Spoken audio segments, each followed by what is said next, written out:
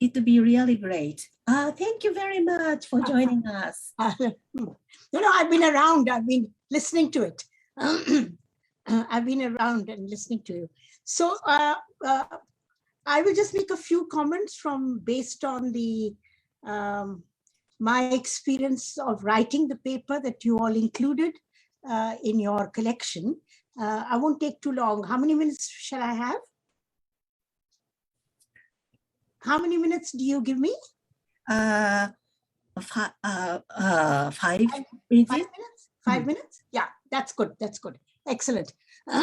So I've been listening to the papers, and you can see that there's a rich array of scholars from all over Asia doing their analysis of issues around gender, patriarchy, sexualities, and so on. So that's it's a very positive and happy situation, because although we have had many links, we have not been able to actually present our arguments or present our understanding to each other as much as we should. And as somebody pointed, as perhaps one of the scholars pointed out, that is, we talk via Europe. And I think that's the starting point of what I want to say in how I worked on a piece of writing that I did. It was really about the fact that although we had, after the women's movement, we had begun to focus on gender inequality, and we had begun to focus on, we had begun to use the term patriarchy. We had transformed the meaning of the term from its anthropological roots. We still did not actually have a body of theoretical arguments with which we could ground the fact that patriarchies did not work in the same way across the globe, and that Asia had its own dynamic, and it went beyond the way in which, historically gender inequality had been presented. I mean, it would be, say, for instance, foot binding in China and parda in South Asia, or parda in other, that is the veiling practices. So in a sense, I think that the organic relationship between gender inequality and other forms of inequality in different parts of Asia, and I think across the world, is not something that was factored in. So my paper, the paper that you, Patricia, chose to put into this volume was born out of that kind of concern. There was a way in which we did not look at the institution of patriarchy as it worked in South Asia. So that was the attempt that I tried to do. But it also meant that I wanted to go beyond a mechanical understanding of gender inequality, that is the power of men over women. I also wanted to look at how the structures of inequality were enmeshed together. They were locked together in a specific formation, which resulted in a peculiar and intense form of sort of handling of, sociological factors and historical factors and so on. So I was particularly concerned about the way in which caste, which was unique to South Asia and perhaps did not exist across the world, and patriarchy, that is inequality between men and women, were locked together in a single formation. And it was that attempt. See, I did nothing original. I took my arguments from existing writing. I did not do anthropological fieldwork-based material. I looked at history and I tried to formulate a relationship between the complex way in which patriarchy works. So it is not simply the power of men over women. It is backed by the state. It is backed by, it's linked up to both class and caste, because caste is that peculiar thing that we have in South Asia. So that's what I tried to do in this piece of writing. And sexuality, of course, was at the heart, because control, it was represented in some ways as the hysterical fixation around endogamy. That is the structure of marriage in which you can only marry within certain boundaries and you must marry outside of certain boundaries. Now, many communities are exogamous, but what was unique to South Asia is this obsession with keeping marriage within certain bounded groups, and that was related to the manner in which caste was reproduced over centuries. So communities needed to marry within themselves. So the Brahmins had to marry Brahmins. Other communities had to marry within themselves. And since these communities were actually arranged in a hierarchical formation, through endogamy, you reproduce the entire grid of the map of inequality, not only for that time, but into the future. So in a sense, you locked that system of inequality together in such a complex manner that first it was difficult to see the way it worked, and then it was difficult to untangle. So even today, I will just briefly tell you that that actually the biggest problem today is to sustain that form of marriage. And however modern you are, many types of attempts, leakages have happened, but the structure of marriage remains heavily tied to endogamy. And parents ensure the marriage of their children because they keep that endogamous group going. And if young couples, for instance, decide to take matters into their own hands and want to marry across these endogamous groups, particularly if the woman is of a higher status, there is an amazing amount of violence that is tied to it, because they can see that that structure of inequality itself will begin to be impacted if that pattern continues across a few generations. So you'll see that there's a lot of violence around marriages which are arranged, self-arranged by young couples, particularly if the woman is of a higher status. And that is what I gave that is what led to me describing the whole pattern as Brahmanical patriarchy, because it not only impacted the Brahmins, but it impacted everybody down the line. Every community down the line practiced that same form of marriage, and in a sense bounded themselves, locked themselves into that system, which kept being reproduced over centuries. And the state was a full backer of it, historically, at least the traditional Indian state. So that's what I tried to do. It was an attempt to try and say, look, patriarchies are a very complex phenomenon. You cannot reduce it to a single axis.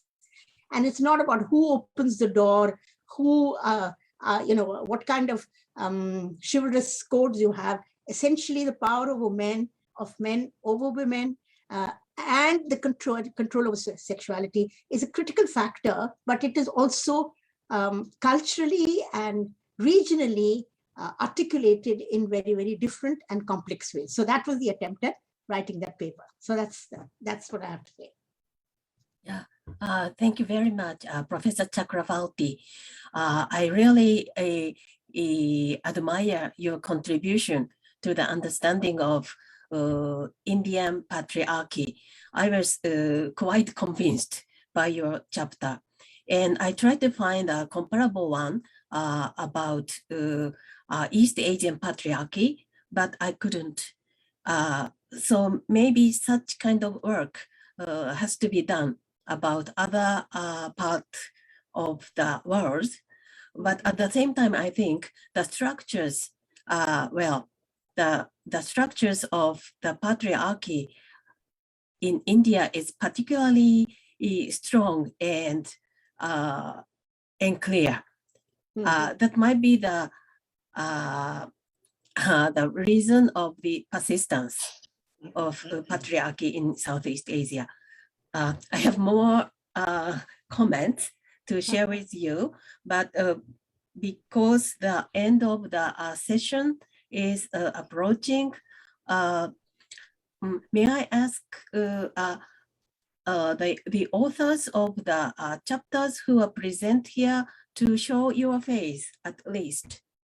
Professor Tanai, Dr. Tanai, and is Professor Yang still here? Professor Yang Huna. Yeah, we have some authors in the audience. May I ask you to show your faces? Is Tanai here? And Professor Yang Hyuna? I just think people want to see your face. This is a rare occasion. Thank you very much, Mr. Tanai. Nice to see you. Do you have a few words to share? No? I'm very proud to engage in this project, and I try to nice to meet you all in the area of family and society in this Asia. I try to make this my topic about surname in continuity. Yeah. Thank you very much. Thank you.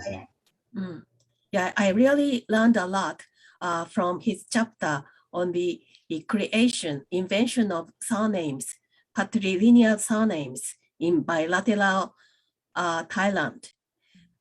Because the same thing happened in Japan.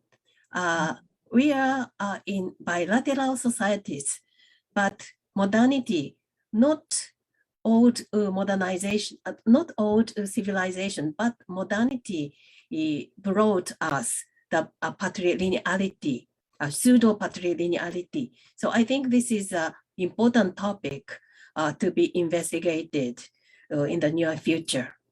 So this is very different type of patriarchy from patrilineal societies. Okay, so may I ask Dr. Componsano from the University of the Philippines to deliver the concluding remarks. Thank you. Thank you, Professor Eviko. Thank you to the authors for giving me this opportunity to be part of your fascinating panel. I find the range of perspectives that have been brought together in these volumes quite impressive.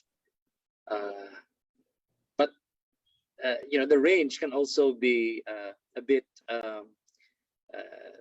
disorienting or disorientating. So you know, if you don't mind, I would like to engage this panel by falling back on my own interests, which is in fact part of one of the themes tackled by this panel, and it is really on transgressive processes and the complex role of state formation, modernization, modernity, and of course globalization and migration. As you know, my interest is on the transnationalization of the householding process in the Philippines as a result of migration, and really, this panel really speaks to my interest. So I would like to pick things up from there.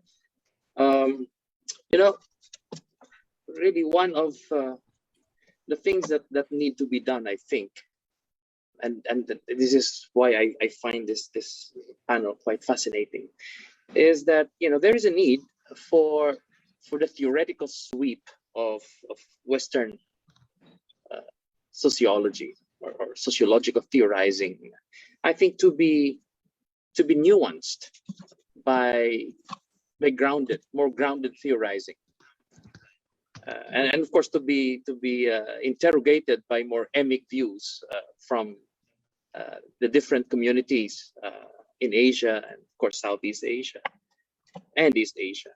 That's why I like this panel, because I think your emphasis on the quotidian, on everyday life, on family, on intimacies, really had that effect of interrogating these very dominant Western theories, and as you know, the effect of many of these theories, and they're quite impressive and sophisticated, but the tendency always is, because of the sheer sweep of this theorizing, the analysis tends to be flat. And I think your contribution is that it's really nuanced, that analysis, and I think it has created an opportunity for